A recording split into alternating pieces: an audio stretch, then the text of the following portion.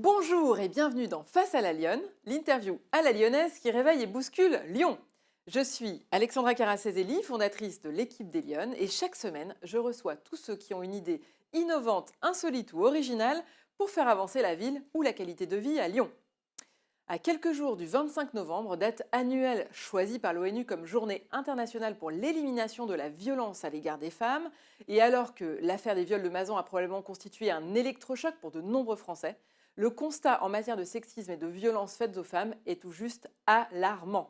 En France, ce sont plus de 300 000 femmes en moyenne chaque année qui sont victimes de violences physiques, sexuelles ou psychologiques par leur conjoint ou ex-conjoint.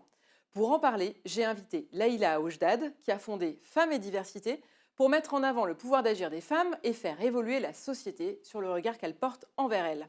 Avec Aïcha Amiri, elles vont organiser à Lyon, le 25 novembre prochain, une rencontre débat ouverte à tous sur le thème Être femme, être mère dans un contexte de violence conjugale, un enjeu de politique publique. Bonjour Laïla. Bonjour. Alors bienvenue dans Face à la Lyonne, je suis ravie de vous accueillir cette semaine. Vous allez nous expliquer un petit peu en quoi consiste d'abord cet événement que vous organisez. On vous laisse 90 secondes pour nous convaincre de la raison pour laquelle il faut venir urgemment y assister. C'est à vous. Bien déjà, c'est un événement qui aura lieu à Lyon, à l'Université catholique de Lyon. D'ailleurs, à ce propos, je remercie toute l'équipe de l'UCLI, de l'ISF, donc du département Société et Famille, de nous accompagner sur ce projet. C'est un événement qui pose véritablement la question de la femme et de la mère dans les violences intrafamiliales. Alors, ce qui est intéressant dans cet événement, c'est que c'est un événement purement lyonnais, c'est-à-dire que tous les acteurs sont lyonnais, mis à part Madame Rome, qui est la marraine de cet événement. On le sait, la journée du 25 novembre est une journée internationale de lutte contre les violences faites aux femmes. Et nous, on a voulu aborder la question de la violence d'un point de vue très technique, avec la dynamique interinstitutionnelle, c'est-à-dire comment la police, la justice et les hôpitaux prennent en charge la question de la violence faite aux femmes. Donc, ce sera l'objet de notre première table ronde que j'animerai. Et puis, le deuxième volet, c'est la question de la résilience, la place de la résilience. Comment est-ce qu'on se remet des violences qu'on vit en tant que femme? Donc, il y aura l'intervention de psychologues cliniciennes, mais aussi l'intervention d'une femme qui témoignera de son parcours de résilience. Et puis enfin, évidemment, la participation d'associations locales comme Vifil et Lema.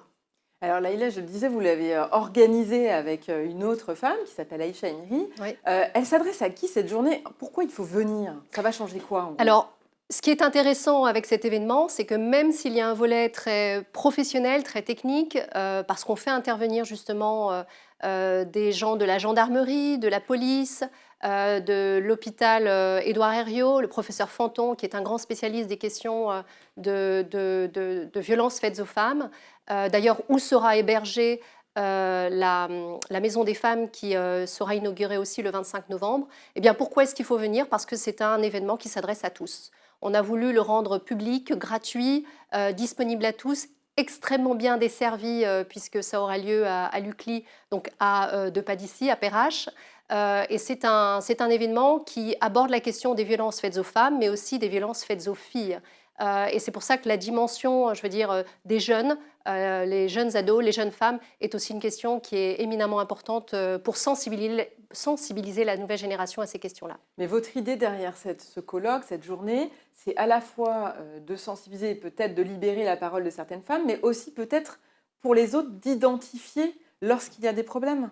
Absolument. Alors, le professeur Fanton nous parlera par exemple de la typologie des victimes, la typologie des violences qui existent. Donc, c'est des choses qui sont très spécifiques. On aura aussi un apport important de psychologues cliniciennes qui viendront nous parler des mécanismes qui se mettent en place lorsqu'il y a violence. Donc, c'est à la fois un événement qui se veut sensibiliser sur ces questions-là, alerter, mais aussi montrer qu'il y a tout un écosystème de soutien et une collaboration interinstitutionnelle qui permet une vraie prise en charge des femmes et des jeunes femmes victimes de violences. Et bien sûr, on va aussi aborder la question de la place de l'enfant en tant que témoin et victime de ces violences. Donc c'est un peu l'apport qui fait qu'on élargit aussi le champ de ces sujets, pas seulement avec une focale sur la femme, mais aussi sur la femme dans sa parentalité et la place de l'enfant en tant que témoin et victime de ces violences intrafamiliales. Alors justement, vous êtes une actrice du débat public parce que, je le disais en introduction, vous avez également fondé une association qui s'appelle Femmes et Diversité. Est-ce que vous pouvez nous situer un petit peu son objet à cette association? Alors, l'objectif de Femmes et Diversité, c'est de mettre en lumière l'importance de la femme dans toute sa diversité, donc la diversité des femmes, mais aussi les femmes de la diversité. Les femmes qui sont parfois invisibilisées, stigmatisées, silenciées. Et donc, l'objectif de cette association, c'est vraiment d'utiliser le levier de l'image et des récits inspirants pour changer le regard sur la place des femmes. Donc j'ai décidé de le faire à travers 3 axes. Un long métrage qui présente 5 femmes de Lyon et sa région, parce que pour moi c'était important de parler du territoire, parce qu'en fait en parlant du territoire, on parle du spécifique, mais on va vers l'universel. En réalité, les difficultés auxquelles elles sont confrontées, elles nous concernent toutes. Ce sont des difficultés universelles. Donc ça, c'est le long métrage qui sortira en premier chef à Lyon et on a la chance d'avoir le soutien d'un certain nombre de mécènes, mais aussi de soutien institutionnel pour finaliser ce film que j'ai mis 4 ans à co-réaliser quand même. Et puis, je travaille aussi sur une collection de portraits de femmes. Je crois beaucoup à l'émulation, au rôle modèle féminin. On a besoin de voir qu'il y a des femmes qui nous ressemblent, qui ont ouvert la voie avec un E et aussi avec un X, qui osent parler de leur trajectoire de résilience. Ces femmes qui ont osé en fait entreprendre ou osé aller dans des chemins qu'on n'a pas osé explorer. C'est des exploratrices avant l'heure. Et puis enfin, j'anime aussi un cercle littéraire tous les mois. Ce sont des rencontres littéraires qui se font essentiellement en ligne. Et je donne tous les mois la parole à une écrivaine pour venir aborder des questions en lien avec la condition des femmes. L'objectif de ce book club, j'appelle le book club, ces rencontres, c'est vraiment d'encourager les femmes à prendre du temps pour elles, de rencontrer une écrivaine, donc de rencontrer un rôle modèle, et puis aussi évidemment de se poser des questions sur sa propre condition de femme. Alors on comprend que l'initiative est lyonnaise, l'initiative est du colloque et de l'association. On va apprendre à mieux vous connaître. Laïla, c'est le portrait lyonnais de cette émission. D'abord, première question, est-ce que vous êtes plutôt en mode lionne ou en mode chaton, vous, dans la vie? Ah oui, moi je suis plutôt lionne. Déjà, je suis entre Lion et Cancer de signe astrologique.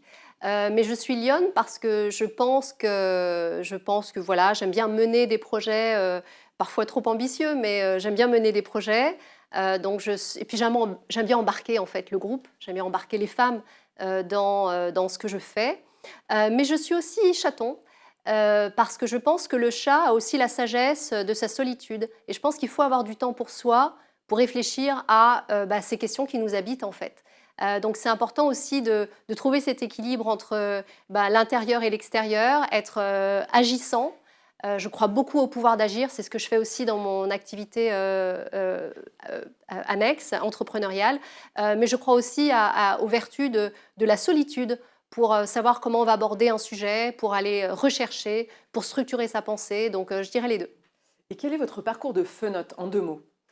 Mon parcours de fenote, je suis lyonnaise, née à Lyon, Hôtel-Dieu. J'ai grandi à Lyon jusqu'à 19 ans. Je suis partie pour faire mes études en Angleterre et je suis restée, je suis restée à l'étranger. Donc j'ai travaillé dans les médias. Je fais beaucoup de publi-reportages dans les pays émergents. Et c'est véritablement ces voyages qui ont nourri ma réflexion sur la place des femmes dans les sociétés émergentes, dans les sociétés où la place de la femme est un vrai challenge. Et ça m'a aidé à structurer en fait mon féminisme, qui est un féminisme inclusif et inclusif et universel. Voilà. Et vous êtes revenue à Lyon? Et je suis revenue à Lyon. Ma ville natale, ma ville de cœur.